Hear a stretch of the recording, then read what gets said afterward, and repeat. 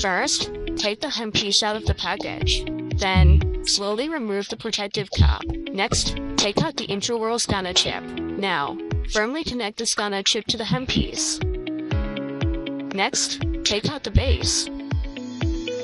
Then, place the scanner device onto the base. This is a high-speed USB cable. Connect one end to the hub connection box.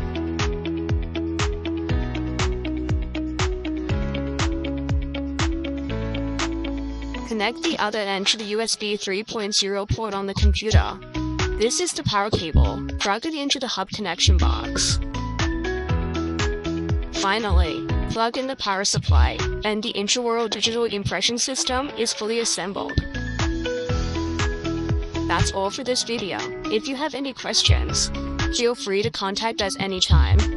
Thank you for watching, and we